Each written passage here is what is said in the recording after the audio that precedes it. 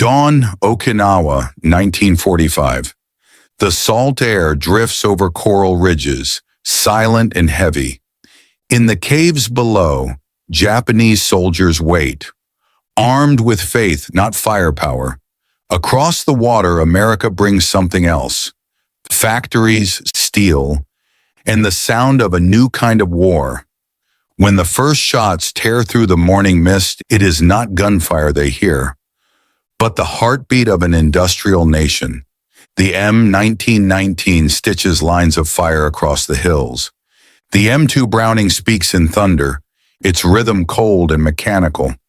Between courage and machinery, the distance becomes visible. One side counts bullets, the other counts minutes of suppression. The question is no longer who fights harder, but whether spirit alone can stand against a storm that never runs out of ammunition. April 1945. The Pacific Ocean no longer shimmers with peace. Convoys of American transport stretch to the horizon, a slow-moving tide of steel converging on the last gateway to Japan, Okinawa. Hidden behind coral ridges and limestone cliffs, the Japanese 32nd Army waits in silence. They know they cannot win, but they can delay, long enough for Tokyo to prepare for the final invasion. Inside the caves, Lieutenant Hiroshi Tanaka runs a cloth over the receiver of his Type 99 light machine gun. His hands tremble, partly from the cold, partly from the knowledge that silence never lasts long here. Beyond the mouth of the cave, waves lap softly against the reef. Metal groans from the decks of American ships. When the sun rises, war will rise with it. Months earlier in Washington, planners had written a single brutal sentence. To reach Tokyo, we must cross a sea of blood. After Iwo Jima, Okinawa became the final stepping stone, a 100-kilometer island only 550 kilometers from Kyushu, close enough for bombers, far enough to demand the largest amphibious assault of the Pacific War. The U.S. 10th Army, under Lieutenant General Simon Believer Buckner, Jr., fields 183,000 men. They bring with them not only troops, but the full measure of American industry, thousands of tanks, trucks, landing craft, and millions of rounds of ammunition. Most important of all, they bring machine guns, the M1919 Browning and the M2 Heavy Browning. Opposite them stands Lieutenant General Mitsuru Ushijima's 32nd Army. Roughly 100,000 men entrenched in caves, tunnels, and concrete bunkers. No air support, no navy, only discipline and duty. Staff Officer Hiromichi Yahara writes in his diary, "We fight with spirit, they fight with production." The contrast could not be clearer. Okinawa would not be a clash of soldiers, but of civilizations. The sword of tradition against the engine of industry.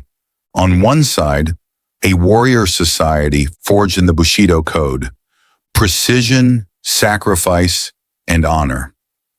On the other, a nation of factories forged in mass production and logistics.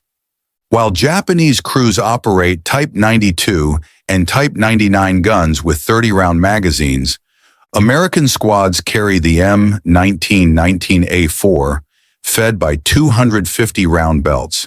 For Japan, firepower is a resource to preserve. For America, it is a strategy to consume. In every weapons platoon, each M1919 Browning holds 2,000 rounds of .3006 Springfield ammunition. Each M2 Browning .50 caliber heavy machine gun mounts with 500 rounds per belt, its rate of fire near 600 rounds per minute. What the Japanese cannot know yet is that every burst from those guns represents not a platoon, but an entire nation working behind it. April 1st, 1945, Easter Sunday. As American amphibious vehicles crawl toward the beaches of Hagushi, no shots are fired. The first Marines step ashore under a gray sky. No mortars, no machine guns, no resistance. Someone whispers, maybe they've all died. They have not.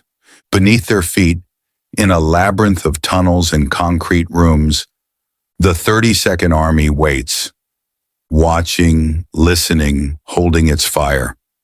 Ushijima's plan is simple. Let the Americans come in, then close the door behind them. 4 days pass without incident. U.S. forces secure the Yantan and Kadena airfields. Newspapers call it the perfect landing. Then on April 5th, the illusion breaks. At Kakazu Ridge, concealed guns erupt from the hills. Heavy machine guns, mortars, and anti-tank fire turn the valley into a furnace. Within minutes, platoons are cut to pieces. But instead of retreating, the Americans respond with what they do best. Fire-powered 2 M1919s are hauled forward by hand, positioned 20 yards apart. A .50 caliber M2 is mounted on a tripod covering the ridge. When the order comes, suppress fire, the sky changes color. 30 to 6 rounds rake the hillside, while .50 BMG slams through stone and steel. In 2 minutes, more than 1,000 rounds tear through the ridge. Smoke rises from every cave mouth. When the guns stop, there is nothing left to shoot at. A Japanese lieutenant who survived writes later, "It was not gunfire. It was the earth breaking open." For American infantry, firing the Browning is no longer a skill. It is a procedure, a mechanical rhythm taught and repeated. Each crew is 5 men: the gunner, the assistant gunner, 2 ammo carriers, and a squad leader. They work like a conveyor belt. While one gun cools, another fires. Belts are fed, links disintegrate, barrels change hands.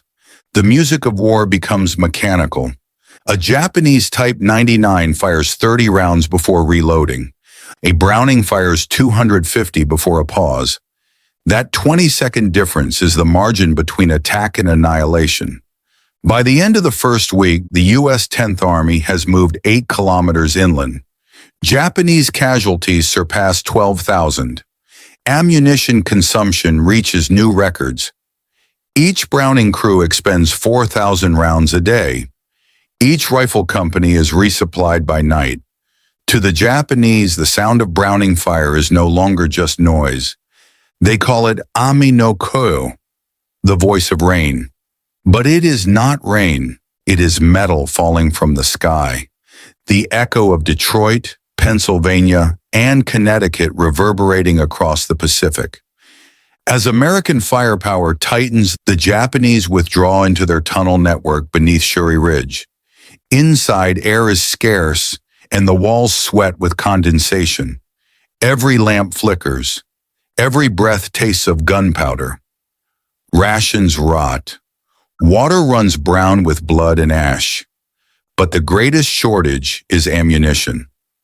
One Type 99 section is allocated 2,000 rounds for an entire operation. Across the ridge, a single American Browning carries that much by itself. A Japanese gunner writes, "We fire 5 rounds where they fire 50. Not because 5 is enough, but because 5 is all we have." To an observer, a Browning platoon at work resembles a factory. Each movement has timing: feed, fire, cool, reload. When 6 guns fire in sequence, their sound merges into a single tone, a low, grinding roar that erases all human emotion. Lieutenant Tanaka writes, "We no longer hear voices, only metal. Every Browning of 4 fires 600 rounds per minute. At that rate, a charging soldier crossing 100 yards in 15 seconds faces 150 bullets. Multiply by 10 guns, and the result is thousands of impacts in the time it takes to shout Banzai. During the night assaults on Sugar Loaf Hill, this equation plays out again and again. Wave after wave of Japanese infantry dashes through smoke and flame. only to disappear under a curtain of fire. For every American casualty, 10 Japanese fall. The difference is not valor, it is volume. By mid-April, Buckner's staff realizes they no longer need complex maneuvers.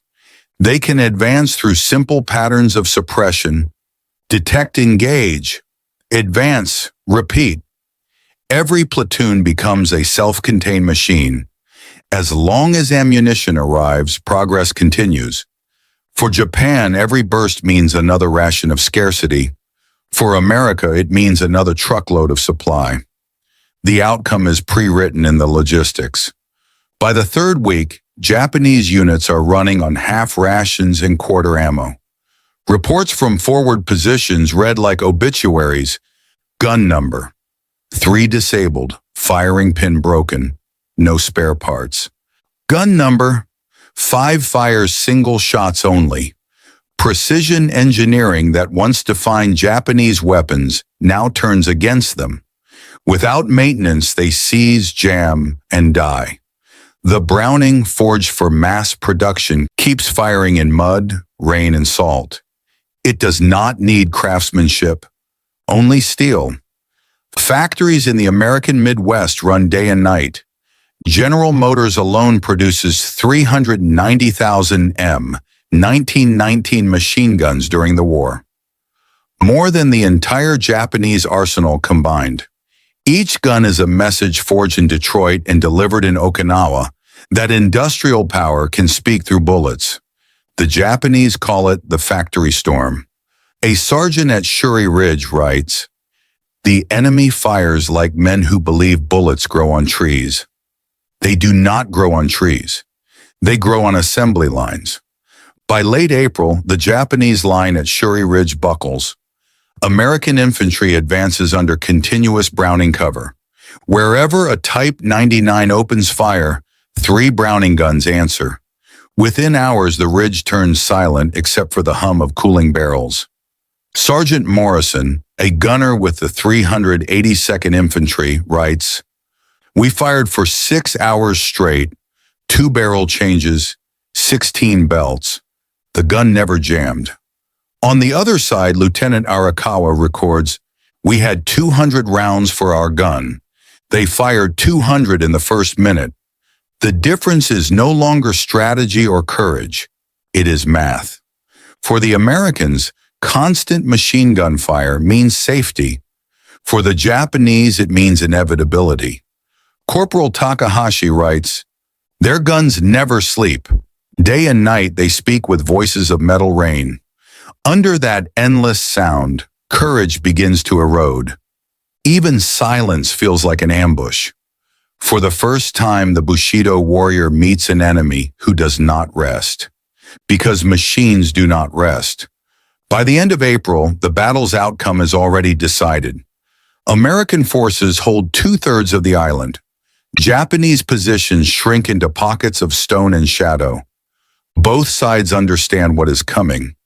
The question is no longer who will win, but how long until it ends. In his final entry of the month, Lieutenant Tanaka writes, "We fire 5 rounds and they fire 50. Spirit cannot stand against a storm of steel." For the Americans, victory is measured in tons of ammunition delivered. For the Japanese, defeat is measured in seconds of survival. Okinawa has become the laboratory of modern war, where industrial. April 10th, 1945. American troops have been on Okinawa for 10 days. They believe the hardest part is over. The beaches are secured. Airfields at Yantan and Kadena hum with activity. Engineers pour concrete, mechanics unload crates. The headlines in Honolulu call it a landing without blood. But the silence is deceptive. Beneath the island's surface, more than 100,000 Japanese soldiers wait in tunnels that stretch for miles. They have not retreated, they are listening. From the limestone ridges of Shuri, observers watch through periscopes of polished glass. They count the tanks. They measure the artillery. They wait for the exact moment when America's confidence becomes vulnerability. Lieutenant General Mitsuru Ushijima's headquarters lies inside a labyrinth carved by hand. Generators hum, maps hang from wet walls, and telephones click with faint static. The general rarely raises his voice. He does not need to. Every man under his command knows the order. Let them come closer. Above ground, American patrols inch toward the ridgeline. They find abandoned trenches, rusted helmets, and nothing else. Then one afternoon, a scout lifts a bamboo mat covering a cave. A single burst from a Type 92 heavy machine gun cuts him in half. It is the signal Ushijima has been waiting for. The ground itself erupts. Hundreds of hidden guns open fire at once. Machine guns, mortars, and rockets create a thunder that shakes the entire western plain. Within minutes, the bloodless landing becomes a massacre. Caught in the crossfire, U.S. platoons fall back and dig in. Then the Americans answer, not with words but with steel.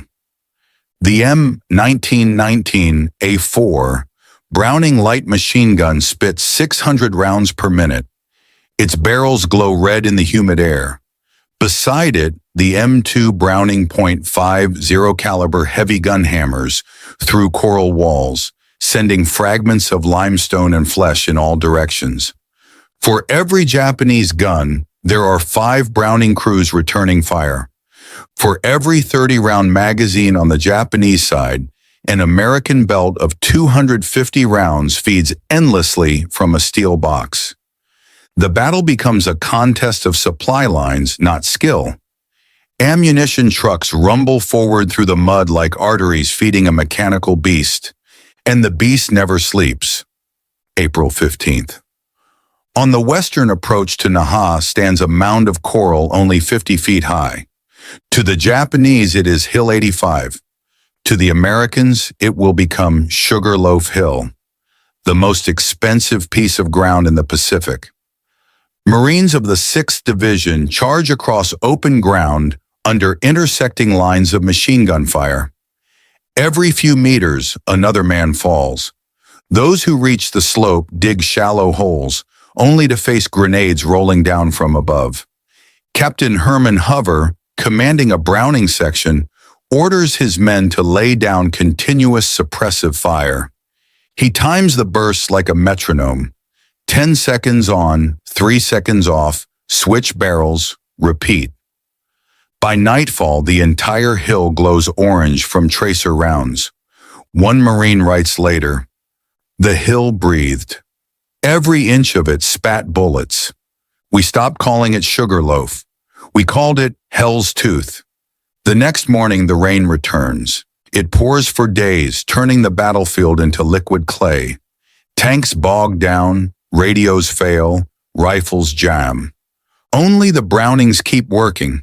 Machine gun crews build wooden platforms to keep the tripods above water. Ammunition belts are wiped with oil-soaked rags, then fed again into the receivers. When barrels overheat, they are cooled in puddles that hiss like boiling kettles. On the Japanese side, moisture ruins powder charges. Drums of ammunition rust shut. Each gun that still fires becomes a miracle. Private Yamamoto notes in his diary, "The Americans fire in the rain as if it were sunshine.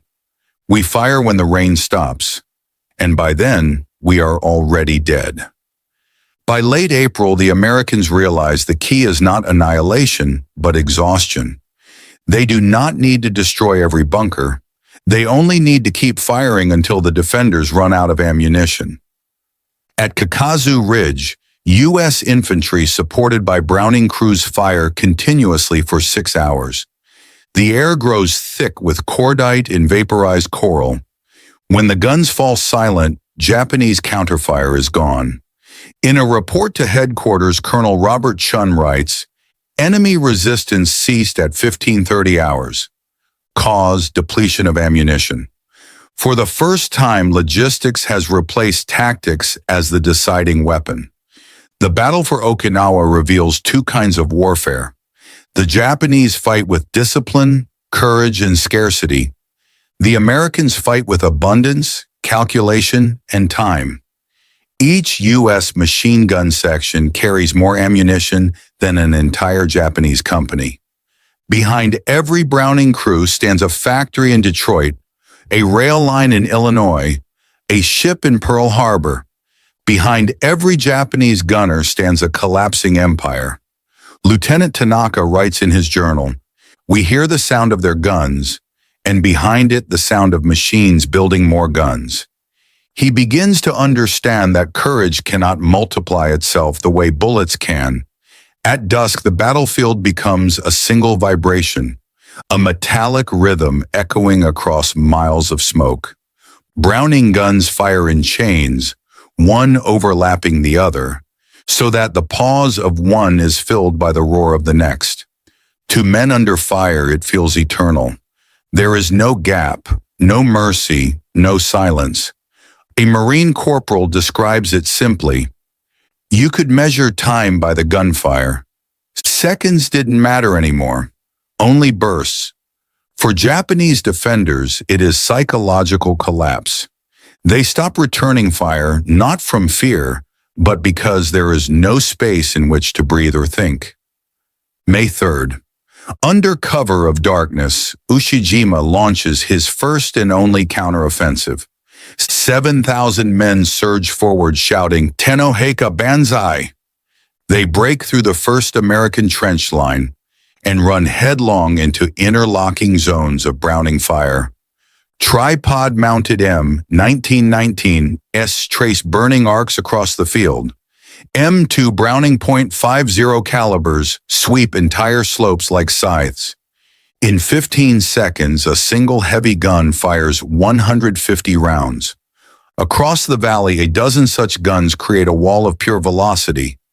By dawn, the Banzai charge is over.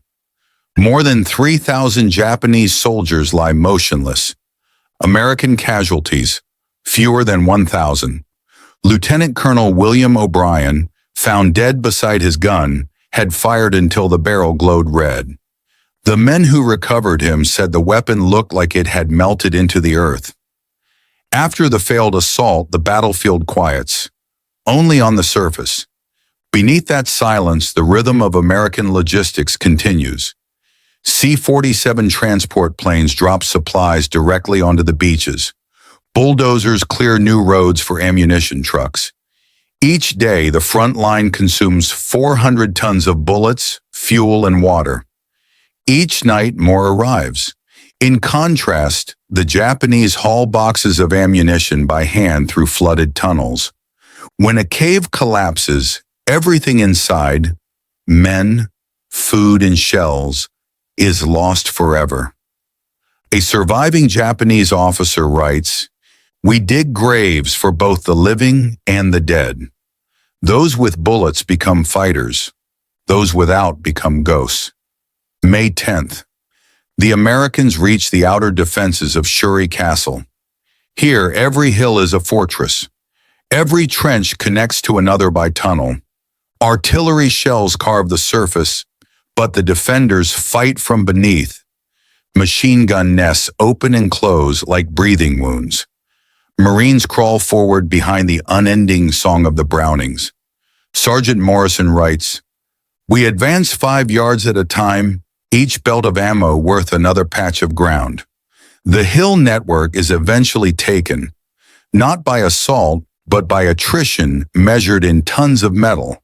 From May 12th to May 18th, the heaviest fighting of the campaign unfolds. American firepower reaches industrial levels. Over 1.4 million rounds of .30-06 ammunition are expended in 1 week. Every piece of terrain is burned, buried, or pulverized. Flamethrowers ignite caves, grenades follow, then the Brownings finish what remains. It is no longer a battle, it is a process.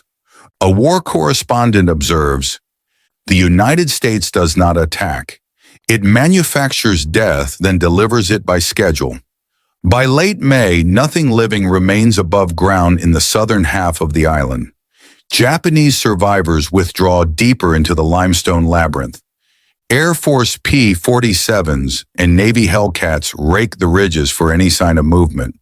And still, the Brownings fire. Sometimes at visible targets, sometimes at echoes. The gunners no longer distinguish between defense and extermination. Private First Class Reed writes home, "I used to think we were fighting soldiers. Now we fight the idea that they might still be there." War has turned abstract, an equation of ammunition, distance, and fear. In a collapsed cave near Shuri, Lieutenant Tanaka and his last crew hold out with 12 rounds left. They listen to the drumming outside, the sound of hundreds of machine guns that never pause.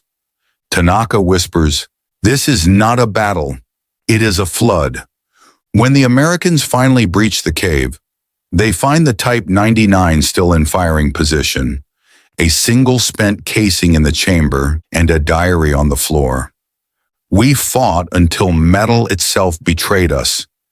By the end of May, the 32nd Army has ceased to exist as a fighting force. What remains is trapped south of Shuri, low on food, weapons, and hope. For the Americans, Okinawa is already theirs, yet the victory feels hollow. Colonel Chun notes in his final field report, "Enemy resistance negligible, our losses unacceptable. Over 49,000 Americans wounded, more than 12,000 dead. The bloodiest campaign of the Pacific, and it is still not over." But something deeper has shifted. For the first time, both sides understand what modern war truly means. It is no longer decided by courage or command. It is decided by output. As June approaches, the last Japanese holdouts gather around Shuri Castle. They know the outcome. Still, they stay, not to win, but to die correctly. Above them, the sky flashes with tracer fire like inverted lightning. Brownings on every hill maintain overlapping arcs of coverage. Each burst erases another meter of ground. In these final days, the sound of automatic fire replaces prayer, thought, and language.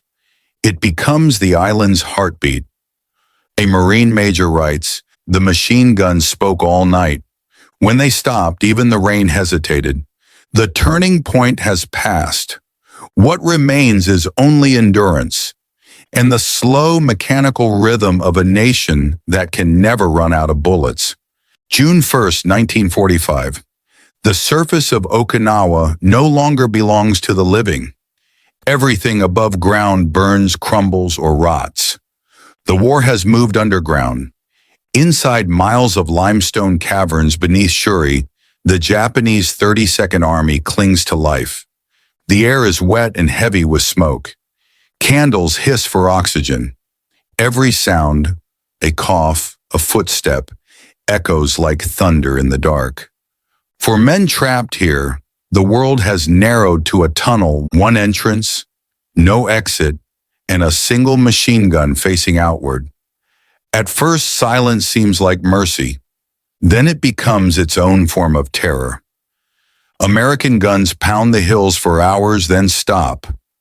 Men flinch at the quiet, because quiet means movement above them. Private Yamamoto writes, "The earth breathes. When it stops, death is near." When the bombardment resumes, the cave shakes like a ship in a storm. Rocks fall, lamps die, and yet every man stays in place, gripping his weapon, because the alternative is to surface, and the surface is hell. In the darkness, direction loses meaning. American flamethrowers turn air to fire, forcing defenders deeper inside. When the flames withdraw, Brownings take over, saturating every opening with blind fire.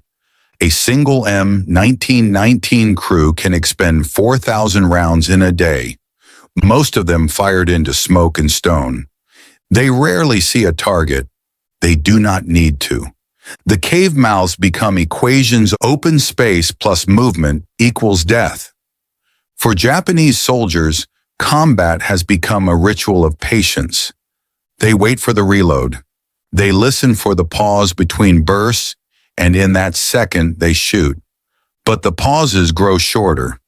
Eventually there are none. The Browning of 4 barrels glow white. Crews change them every 20 minutes. Water poured on the metal explodes into steam. Gun pits smell of oil and flesh.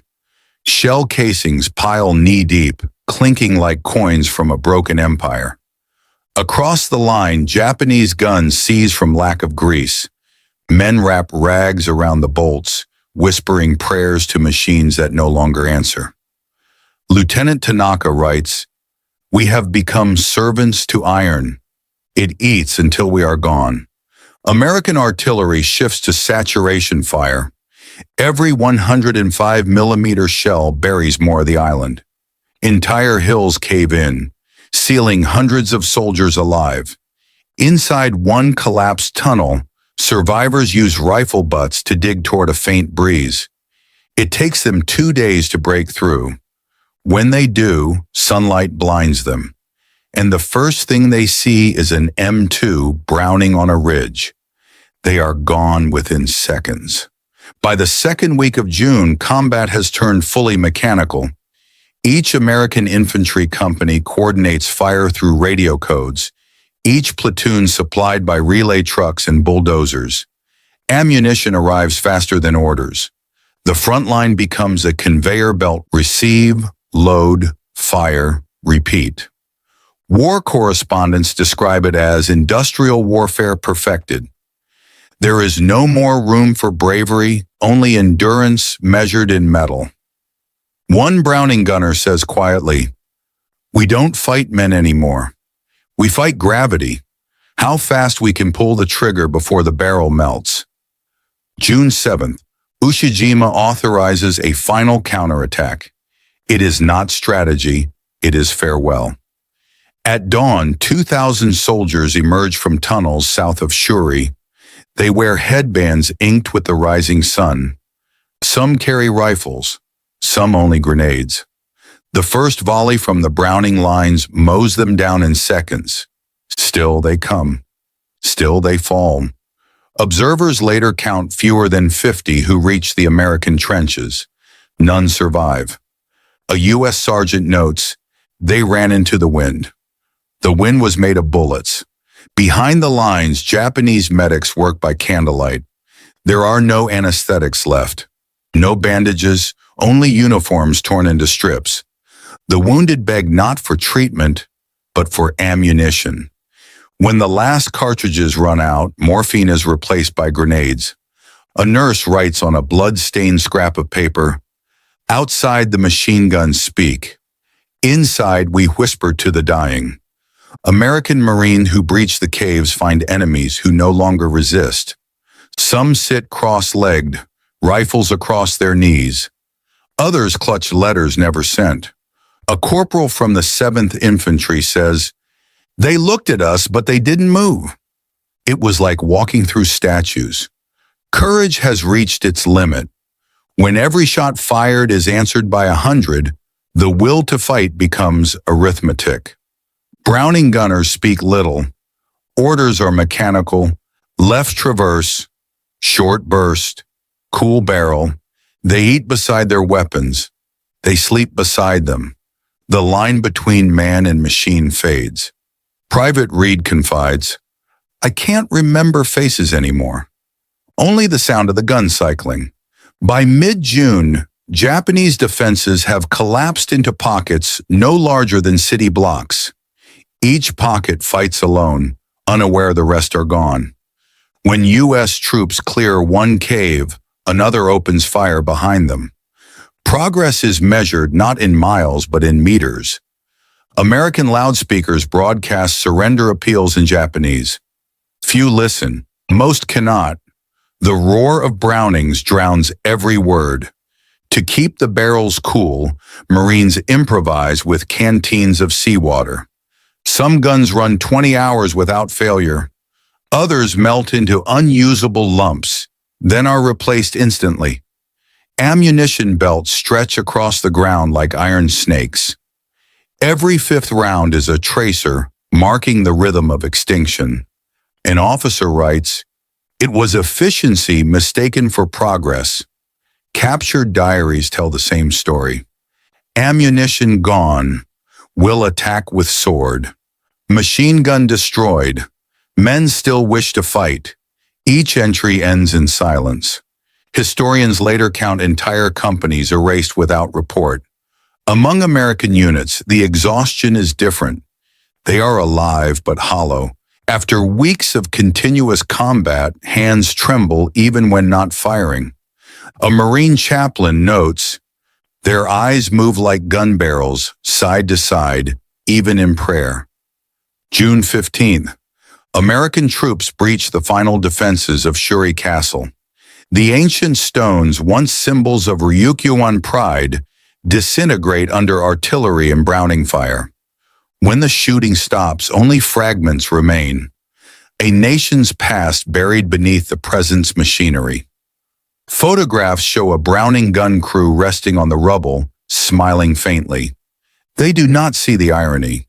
Their victory pose is framed by centuries of ashes. By the third week of June, nearly 100,000 Japanese soldiers are dead. Tens of thousands of civilians lie among them. Entire families trapped in caves perish under crossfire. American casualties exceed 60,000. Every surviving unit reports psychological breakdowns. Doctors coin a new term, combat fatigue. No one yet calls it trauma. One medic writes, "Their bodies come back, but part of them stays in the sound." The sound means the Brownings, the endless percussion of industrial victory.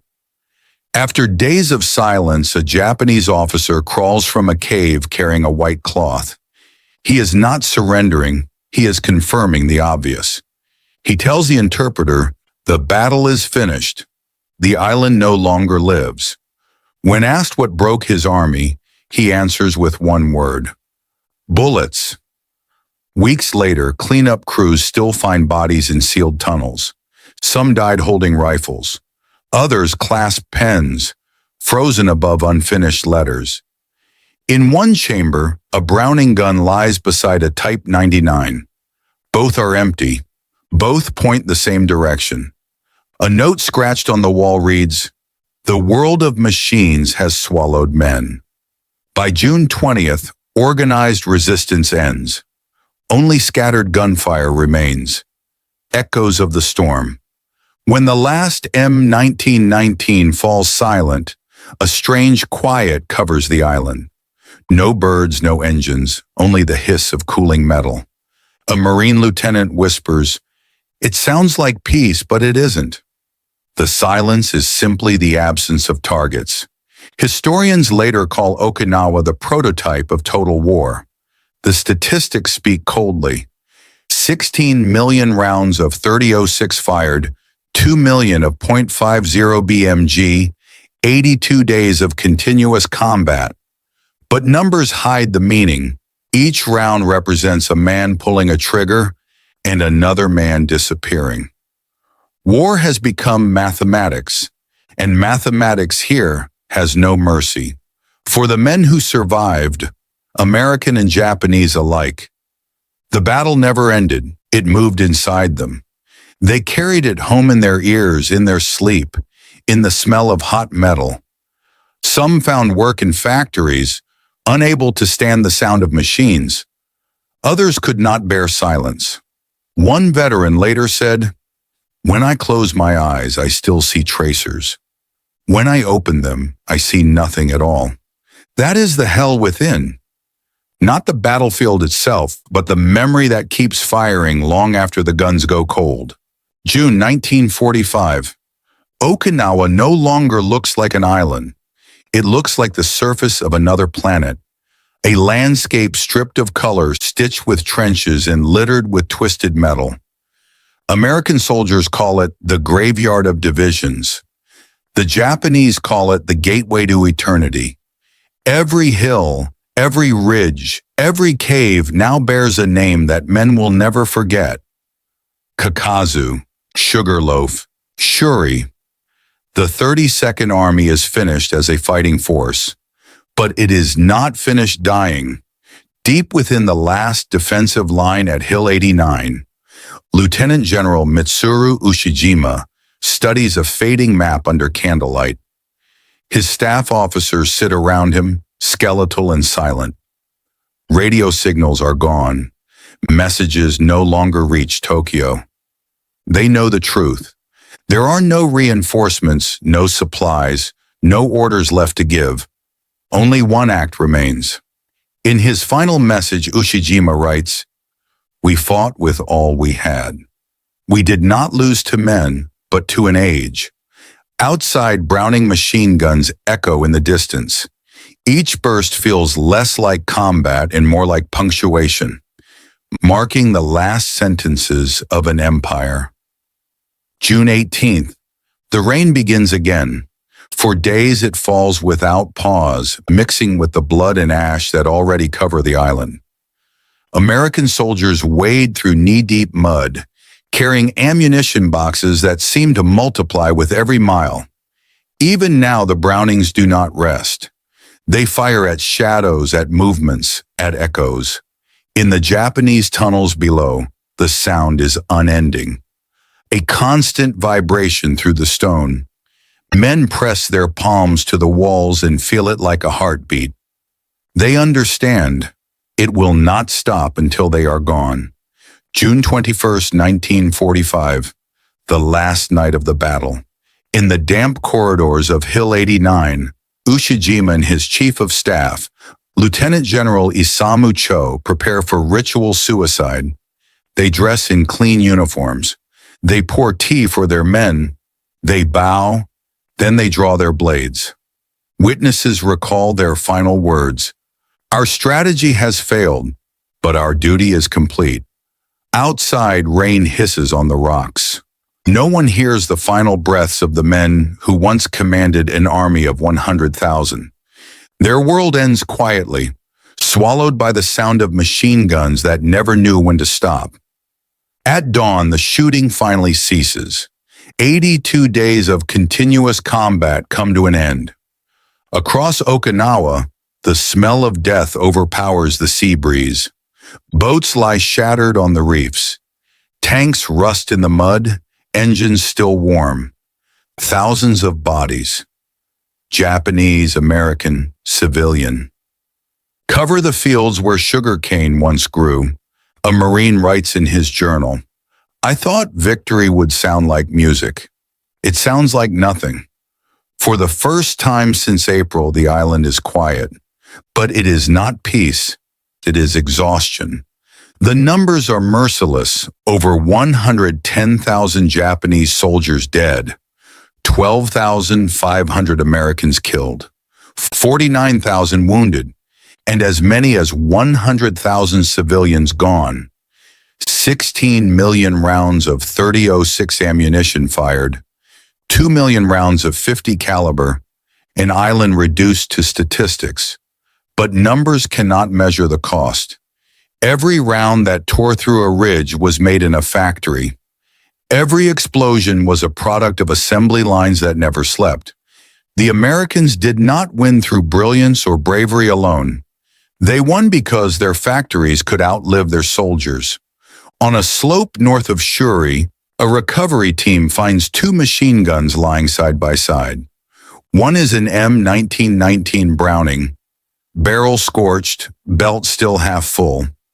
The other, a Japanese Type 99, bolt jammed, empty. They are 3 meters apart. The ground between them is scattered with casings, bones, and shattered helmets. A sergeant studying the scene whispers, "2 worlds, 1 grave." The Americans respect the courage of their enemy. They have seen it too closely not to. But courage alone cannot sustain a war of production. The Japanese fought with spirit, the Americans with supply. Between the two, history chose steel. Colonel Yahara, Chief of Staff of the 32nd Army, would later write, "We understood their tactics. We could not match their factories. Our soldiers fought like samurai, but with the weapons of farmers." Okinawa was not just a defeat, it was a revelation. The world had entered the age of industrial war. After the battle, American troops begin the grim work of burial. They dig trenches for bodies that no longer resemble soldiers. Japanese and Americans are buried side by side, sometimes in the same pit. Chaplains read prayers over fields of twisted helmets. Some men remove their helmets and cry. Others stare blankly at the horizon, their minds already detached from the earth beneath them. A corporal writes home, "I stopped feeling anything weeks ago. I think that's how you survive." Thousands of miles away in Detroit, Pittsburgh, and Cleveland, the machines that built the weapons keep running. Their operators do not hear the echoes of what their labor has done. They only hear the rhythm of productivity, the same rhythm that once echoed from the Brownings on Okinawa. Each round fired connects the battlefield to a factory floor. Each trigger pull is a handshake between soldier and worker. Together they form the true army, one of industry, not flesh. It is this realization that changes everything. Victory is no longer about skill or valor. It is about capacity. In the weeks following the battle, American soldiers begin to notice something strange.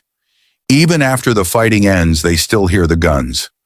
At night, in their tents, they dream of the metallic rhythm of the Brownings and wake up sweating to a silence that feels wrong. Military doctors call it combat fatigue. The men call it the sound. A Marine confides, "When I close my eyes, I hear it again. It's not in my ears anymore. It's inside me." That sound becomes part of them, the heartbeat of a war that refuses to end. Okinawa changes the course of history. The battle proves one thing: if the United States invades Japan's home islands, millions will die, soldiers and civilians alike. President Truman's advisors study the casualty projections. They see another Okinawa multiplied by 10. And so, when the atomic bomb is proposed, Okinawa becomes the argument that makes it inevitable. The machine guns of Okinawa speak louder than diplomacy. They tell the world industrial firepower can erase nations. All it needs is time. Among the rubble, Okinawan civilians wander in silence. Many have lost everything: family, homes, names. Some were forced to fight, others used as shields. Entire villages vanished without record. A Japanese teacher, one of the few survivors, writes, "We were told to die with honor, but when death came, it had no honor, only machinery." Her words capture the essence of the island's suffering.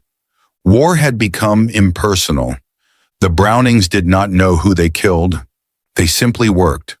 By July, the U.S. flag flies over every ridge. Engineers pave roads through the wreckage. Construction crews build airfields on top of mass graves. The smell of oil replaces the smell of death. But the ground remembers. When it rains, bones rise to the surface. A private digging a trench stops his shovel in silence. He has uncovered a rusted Browning barrel. He wipes the mud away, then buries it again. He does not know why. The battle for Okinawa ends, but its meaning extends far beyond the Pacific. It proves that courage, though infinite in spirit, is finite in practice. It proves that machines, though soulless, can outlast everything human. The M1919 and M2 Browning were not just weapons. They were symbols of a civilization that had learned how to mass-produce death. Each shot fired on Okinawa connected a soldier's finger to the unseen labor of millions. Each burst of gunfire spoke in a new language, the language of factories, logistics, and mathematics. It was the vocabulary of modern warfare. Years later, in a museum on Okinawa, two artifacts rest in glass cases. One, the M1919 Browning, the other, the Type 99 light machine gun. Between them lies a small plaque. It reads, "When steel speaks, humanity is silent." Visitors stand before the display without words. They feel both pride and sorrow. because they understand that progress has a price and victory a shadow. For the Americans, Okinawa becomes a stepping stone to victory. For the Japanese, it becomes a mirror of extinction. For the island itself, it becomes a grave. The coral still bears scars of bullets. The beaches still yield helmets and bones. And when the wind blows across the ridges at night, locals say you can hear it. The faint rhythm of machine gun fire carried on the breeze. They call it the rain that never ends. In the end, Okinawa teaches a lesson written in iron. Industrial strength is the new form of courage. Factories, not fortresses, decide the future. Supply lines become the lifelines of nations. But it also warns of something darker, that when firepower becomes infinite, humanity becomes optional. The guns that won the Pacific also mark the death of chivalry and the birth of total war. When survivors return home, they carry more than medals. They carry the sound, the smell, and the weight of what they did. Some find work in machine shops, unable to stand the whir of drills. Some sit in silence for years. Others never stop talking because silence feels too much like Okinawa. A veteran tells a reporter, "We won the war, but the noise followed us home." Okinawa was the last and bloodiest step before Hiroshima. It was the moment when courage met production, and production proved stronger. The M1919 and the M2 Browning did not just end battles, they ended eras. They turned war into industry and men into its operators. When the guns finally cooled, they left behind a lesson that the world still struggles to understand, that victory without limit is indistinguishable from annihilation. In the quiet that followed, the island whispered its only truth. Factories won the Pacific, but no one truly survived.